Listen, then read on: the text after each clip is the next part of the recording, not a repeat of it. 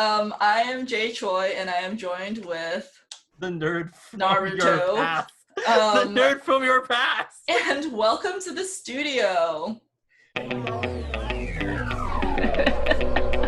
Yo. Rush of ideas and just imagination and chaos. You know, you make things, you break things in the span of seconds just with your thoughts. Kinesthetic style, but only within the mind. Take a whole idea and deconstruct it and then rebuild it in a completely different way. Swimming in chaos. Welcome to I Just can't even with myself right now. Let's go. Woo! I don't know what's happening, but today we are going to be talking about mental breakdowns. So this is perfect at Nate, whatever you're doing. Clearly is a mental breakdown. Clearly. I haven't had those in a while. Yeah, but we're going to be talking about that today. Anything you want to touch on before I say whatever I'm going to say, which I didn't plan either? Have you ever had a mental breakdown? Crazy ones? I like to call them mental breakdowns, but I don't think they are. It's like when I'm doing an assignment and I'm just oh my goodness, I'm so tired, but I wouldn't actually classify it as a mental breakdown. Let's see, I think freshman year of college, I don't know if it's considered a mental breakdown, but I'd be really stressed and I'm okay, I'm just gonna cry. Okay, wait, what is... We have to define it first before we could say if we have them. What does it mean? What are the symptoms? Healthline.com. Okay, Healthline, you tell me. So mental breakdown is a variety of mental illnesses, including depression, anxiety, acute stress disorder, but it's no longer a medical term, still used to describe intense symptoms of stress and inability to cope with life's challenges.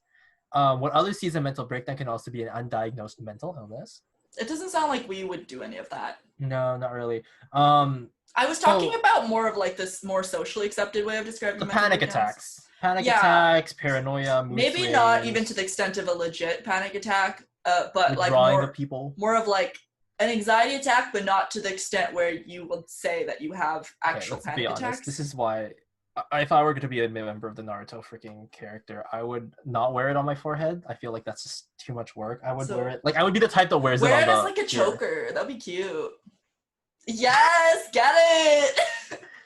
Okay, so this is for you guys. Yes, thank you. They're oh, you used to be a weeb? I'm yeah. Used to? Yeah, I used to. I used to be super obsessed with Japanese culture, and then this is one of the remnants of the... That's why it says the past. Okay.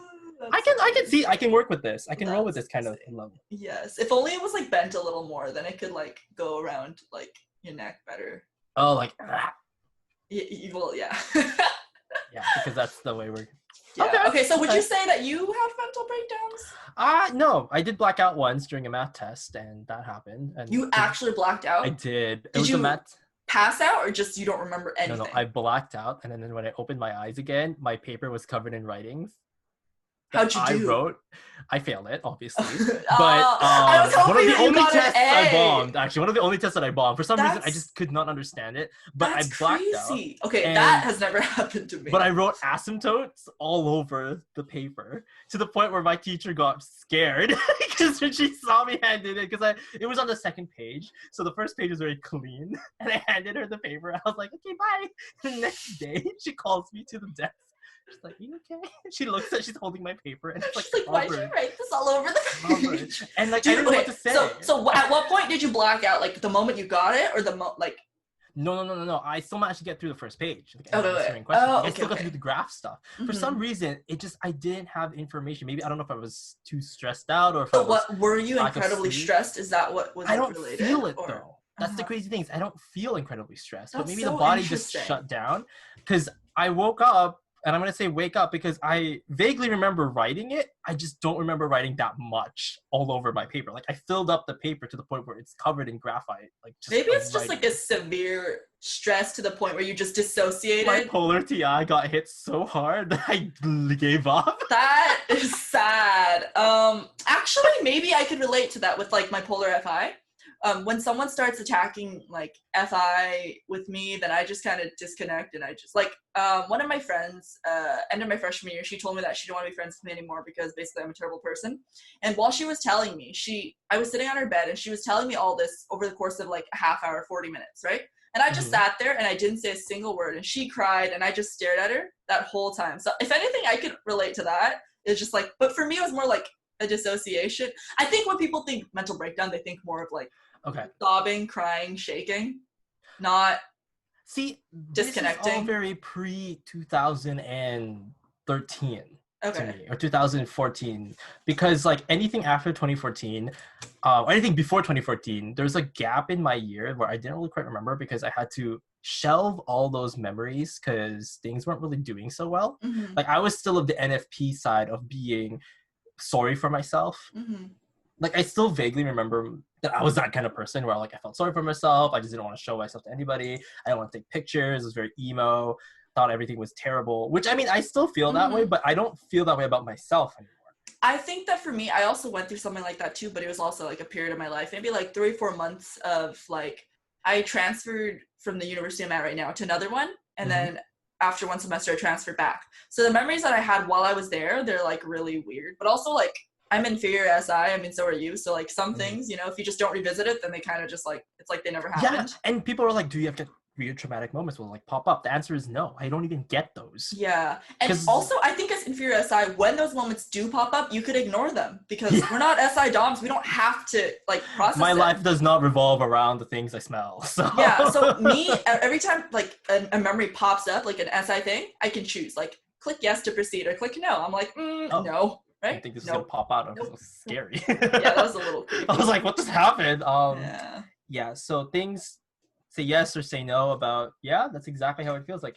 Well, is it crazy that, I don't know, people are like, oh, you don't want to live like a computer. I think it's easier if I live like a computer. Yeah, I mean, 3s and 7s are known to just like, you know, we swallow our feelings and then you distract yourself and do other stuff and then I like... Well, I think it also tends to depend too because we're both the kind of people who I guess are more comfortable with that kind of aspect. Like there's a lot of folks who find that kind of aspect completely unethical. Like I don't want to be a robot. Yeah. But a part of me is like, is it really that bad? Yeah, I can agree with that. You can have a file folder metaphorically in your brain that just fill things and you can just like pick it out. Like, it's like and it's not like it's forever suppressed. Like it's there if I want to revisit it. It's just I usually don't want to, but also I know that at some points it's healthy to visit it, and sometimes I do. Like sometimes I cry about something that happened. Usually not, but sometimes I do if I think it's necessary. Exactly. But if I don't think it's necessary, then I won't do it. Like, why waste my time? And it's a huge thing, and I still don't fully understand. I mean, okay, nowadays I see a lot of other people going through breakdowns, not me. I think maybe I'm at that stage now, which I wonder if that's partly because this SP DOMs between you and I were very just stable emotionally. We talked about this several times. Like I think we're saying like a lot of SP blinds especially, I feel like it's easier for them to slip into instability just because the fact that they don't have such a core foundation of themselves. So when things around them fall apart, then they also fall apart. For us, I think since we are secure in ourselves, when things around us fall apart, of course we freak out a healthy human amount, but we still know that we're stable in ourselves, so it doesn't really affect us. I mean, I just find myself I can't relate to a lot of things people go through. Like when you see people freaking out, you're going to stand there going, aren't you going to cry with me? And you're going, how does that help? Yeah. And I don't, like, why I would get dehydrated. I mean, I'm the guy that gets up, grabs the person who's crying a glass of water because I'm like, you're gonna need it. You're leaking. Basically, sounds about right. Basically, you're leaking. So how about we do that for you? I don't know. Like, it's just I find that I don't know if maybe we did talk about this for a previous episode, but I don't feel like I have permission. I don't give myself permission to panic. I agree, and I think again that's very much a 7 and a 3 thing, and we both have the other fix as well. Yeah. And the fact that we both have both of these aspects means, you know, it's a lot Plus our instincts are very SP. Like I don't think I haven't met another SPSO who's exactly the same type as me, let's say. And that's why it's kind of hard sometimes to even be vocal because I don't know if I'm speaking for every one of my type. You don't know if it's relatable for... Okay, yeah, that makes sense. Especially since, one, I already can't relate to a lot of ENFPs talking about their certain experiences. And a lot of them are arguing about, I don't agree with this is mean. And I'm like, but I... Yeah, I mean, I agree too in the aspect of like ENTP. On one hand, I think you and I are both very stereotypical for our types, but we also are very much not, right? Like... Me being a 3 totally ruins every perceiver stereotype that's there already. right? And you like also you with being your SPSO like gets rid of like the FI is so kind, you know, thing in you. Like it's sitting down, spending time with your negative feelings. I don't got time for that. Yeah, like who has time for that? Apparently some people do. You know what's crazy? It's like people will be like, oh, you're very stereotypical ENFP, we get it. And then like they actually get to talk to me and they're like, oh, you care about scheduling, you care about all the data stuff, you're into tech somehow. I'm like, yes. It's breaking stereotypes, which is beautiful, and it begs the question, which I think you're addressing as well. It's like, does this have to do with your Enneagram type, or is it literally just like something else, right? Because you're saying you don't know if you're speaking for your Enneagram type because you haven't met anyone else who is that type, so you don't know yet because you can't compare with them. Or... I met an SB7 before, but they're SBSX. Oh, that's very different in my opinion. So it's, if you're social blind, to me, it's you're still not, either you're not aware, you are aware, you criticize it. For me, it's just, it's still a part of me. And like they won't be able to relate to my SX blind rants. Right. So it's not gonna happen. Our SX blind conversations. Yeah. And it was like romance, love. We recorded a video on this, didn't we? We did do an episode on that. And it was also coincidentally purple in aesthetic. Yes. Was that the purple one? That was the purple one. I hardly even remember recording that. I remember it really much because I had a fun time creating the thumbnail for that. I know your background was really pretty. Oh, the escalator that I called an elevator, yeah. That you need to actually put in. Yeah. Escalator. He's being dumb. That episode won't air for a long time. But also, this episode will air after that, so never mind. There we go. But yes. There's breakdown. Fear. Okay, how about this? Fear. I like to say and be honest with myself that I am terrified a lot of the time, but I say it, I don't feel it. And I think that's a big part of what's difficult for sevens to even tap into, because we're so busy being able to find ways to distract ourselves from negative feelings. We aren't always aware when we should even allow ourselves to feel it. On a parallel track, I want to say threes with our shame, right? Because we are shameful of ourselves, right? I want to say that it's not that I feel this shame about me being unlovable. It's more of I'm vocal about it, and I understand that that's why I am trying to be admired, so that I feel loved, and like I am aware of that, but also like, you know, I'm trying to grow. Funny too, by being aware of it, somehow it still makes us come out as a bad guy sometimes. I mean, I would so much rather someone be aware of those things than unaware, but I think people are like, if you're aware of it, then why are you like that? And I'm like, if I was unaware, would that make it better for you? Like, also, look who's talking. Yeah. Right? Like, I always want to turn that back. I'm like, you can't just tell me, okay, then fix it because you know. Okay, great, I'm going to fix it. What about you? Yeah, well, like, I'm going to be doing the labor here, fixing it, and you can't because you didn't know. I mean, that's why I like reading about, like, healthy descriptions of types and, like, the steps you need to take in order to be, like, you can accept who you are and, you know, understand who you are and the problems that you face, but also you can overcome and become a better version of yourself. I mean, the funny thing is who's to say we're not putting our best foot forward and trying to be our best versions at all times? Well, okay, it's a thing of people assuming where you're at with your growth when they're not you. There we go. How will you know where I'm at in my growth if you're not me? So true. It's like you haven't talked to me in weeks, and then suddenly you have an opinion. You know, like, so like if my really close friends assume where I am in my growth, I appreciate that. That's fine. They're allowed to. They're my close friends. I appreciate it when they call me out. I want their insight. But if some random person is like, this is where you're at in your growth, I'm like, first of all, you don't know me. Second of all, this is why I can't take anything personal from the internet. How could you? Well, yeah, I'm also it doesn't offend me. Yeah, like I don't really get easily offended, and neither do you, which is why it's fun when we roast each other because we're both like, ha ha ha ha. I mean, I remember when I used to roast, when I made the text roasts and stuff, I was like, okay, well, when you think about it, a ESTP thinks just opening a door makes them a nice person. It's like, no, it's not. You're just trying. But good job on trying with your FE. I remember when you sent me like the one-word description of each of the Enneagram types, but like in a bad way, but I do not remember what they said. I might have pinned it in our conversation. I don't remember either. But they were really funny. I also had one for ENTPs. Apparently for ENTPs, it's like they'll do it, lay it on me. They'll argue, they make you feel bad, and then they expect you to split the bill after. Oh yeah, ENTPs, man. So like, I hate you. Like they don't say words like I hate you or anything like that, even unless it's comedic for the comedic purposes. But they will make you feel like really terrible. And then they're shocked that people could be hurt though. That's the funny part. ENTPs are like, how could you be hurt by me being a total jerk to you for the last 2 hours? That is so It's right. kind of ridiculous, That yeah. is actually And really as an accurate, 'cause I know an ENTP, like, ENTP, and yeah, it's like I know that that's like we're like that, yeah. And I try not to be like that, but I'm like that too, you know. And It's it's so just funny because I'm sitting here going like, I remember exactly. I heard this ENTP is like, he said something, he meant it as a joke, but it wasn't taken as a joke because the other person was going through something and he didn't factor that in. So now he got in weird trouble, feely trouble. And so he's all frustrated and annoyed because like all this is a waste of time, which I get.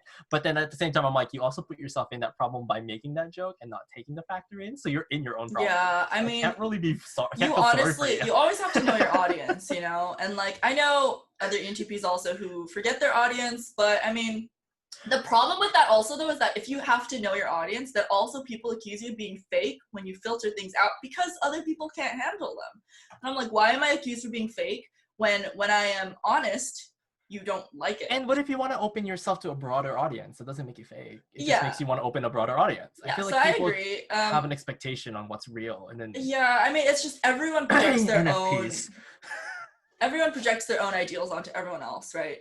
Which makes it hard, but also that's part of the beauty of typology is understanding that people have different ideologies from you, and if you can't get past that fact, then that is your problem. Yeah. What is this video about again? Mental breakdowns. Mental breakdowns. Yes. Again, I just found out something here. Like we come off as if, I wonder if we do come off really weird because people are like, you don't relate to anything. I'm like, we can't because we're busy working on ourselves. This is what working on yourself looks like. Yeah. Yeah, I agree. And honestly, like I know both you and I are pretty critical people, but I think that we are always first to criticize ourselves before we criticize other people, and we like we're working on ourselves, you know. And I'm not saying that it's okay that like we're jerks, because we can be jerks, but also the reason why you see us being jerks a lot more here is because we both can handle it. Yeah, to each we're other. Jerks. Yeah, so we're jerks to each other, and that's so fine. this is the space where we do this. Yeah, this is the space. Also, beautiful where it's okay. background to have this little moment. I'm really happy with this. Like it's just it's like cherry blossoms. Also, you suck. And like, also mental breakdowns. Yeah, there's a lot to unpack here that we're not gonna unpack. Oh, honestly. I took psych in class and I enjoyed that. To be honest, I enjoyed reading about how people are just messed up. I mean, okay, in my defense, even though I'm not really defending myself or anything, Defend yourself. I like to read about how people are messed up because it allows me to have the information to know why. Because I feel like that's satisfactory. I don't have to create an excuse for you because I already have one. I mean, it's a lot easier to be understanding of people if you understand. There we go. Yeah, it's like easier to understand them. I can easily accept them. Tolerate probably is a little bit up for debate, but accept, sure. You know, I can accept that you have this particular problem, and a lot of times it helps me because I'm just like, oh, like they can't help it. They are like this, you know. And then I'm like, and on the flip side, they should provide that space for me too. But I mean, I don't know. I'm just gonna leave. Yeah, I'm gonna leave that there.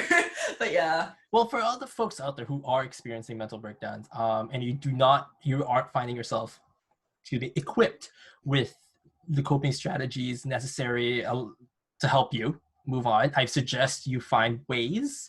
Alternatives always exist. I just want to end it on a nice note. Yeah. Sure. Because I mean, you're not us. Whoever the audience is, you're not us. Therefore, you don't have coping mechanisms. Maybe you don't. Yeah. And you're coming over here looking for advice. The answer is, oh, sorry, we're not here for advice. I'm so sorry. We're accidentally insightful. We're not. Yeah, we're not here with the intention to necessarily like actually help people. We're here to help you understand how NE works. That's pretty much all we're here for. Yeah. We're not here to help you understand life. That's up to you. Like, good luck. That is up to you, and that's the best part about it, because if the struggle in life actually is what makes living. Yeah. If everyone was perfect, that would be the most boring thing in the world. I mean, I'm bored all day, all night. Yeah, I mean, you're a 7. Oh, 7. That's just how it is. Stereotypes? Never stereotyped anyone a day in my life. Totally. And they're like, boring. Yeah. I like that I fit it really nicely, though. Mm-hmm. Even though people are like, NFPs, don't put me in a box. You don't know me. I'm like, well, at this point, I should know me. You're like, I know me well enough to know that I sit here in this box. Do you find that funny? Because I find that funny with NFPs. It's like, you don't know me, but do you know you? And then they're like, no, we don't. I thought FI loves to say they know themselves. Speak authenticity, not express it. I will unpack that at night. At In another 3 a.m. episode. Yeah. I mean, people can come at me for it. I mean, obviously everybody expresses their identity, but if you're gonna put in a weight of which comes first, it's seeking. Let's be real. You're seeking it, because if you weren't seeking it, you wouldn't be talking about it and asking about it too many times. You'll try and bother yourself seeking I find that a lot of validation. FI users tell me that they want me to be authentic and they want me to speak my mind, and then I say some TI thing, and then they say not that kind of authenticity. See? And I'm You should have like, been. Then they should have been clear about that from the start. I know. I'm like, I usually don't say my TI thoughts because I know that TI can come across really abrasive and it could be mean, and yeah, that's fine. But when people ask for it and then I deliver, They're not prepared to I get know. the answer. I'm like, why are you asking for it then? You That's so can't handle it. And like, I've learned to just not. It's not worth it. I would find that so funny. I don't know why. Yeah. I mean, I actually take a that's lot why- of pleasure in answering people questions that they don't want to hear the answer to. But yeah. since they asked, I know. I mean, but so but the beauty of talking to you is that like you can handle TI because you see I've it. been exposed to it a little too much. I mean, you can understand it and you are lighthearted about it. The abuse. Like, you don't take it personally, you know? Or if I you really do take can't. it personally, you take it personally for growth, not to be offended. Sometimes if the joke is too good, I have to laugh at it, even if it's if I love it's it when about it's me. I love it when it's something mean about me, but it's true. Because then I'm like, this is the best time. And you can't argue it. You just have to laugh. You'd be like, yeah. high five. It's Like, good job. It's like that's the Absolutely. sort of thing that I tell myself. Perfect. Yep. I love it. Yeah. Okay. Anyway, are we coming to the end of the video? I don't know how long we've been recording. I think we've been recording for quite a bit. I mean, this is a pretty Okay. good mental breakdown situation. Breakdown of the hoedown and the Breakdown of the mental breakdowns. rundown hoedown. Yeah. And everyone. Yes. Would you like to say goodbye to our loyal subscribers? To loyal haters, please, if you are there, definitely hit us up. We're We still appreciate here. you.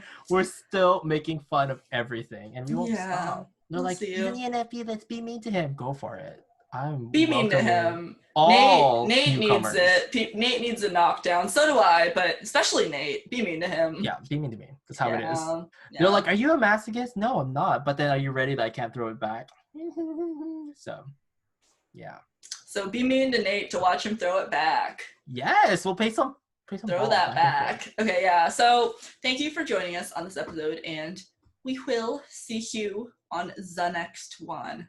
Yeah, enjoy your breakdown.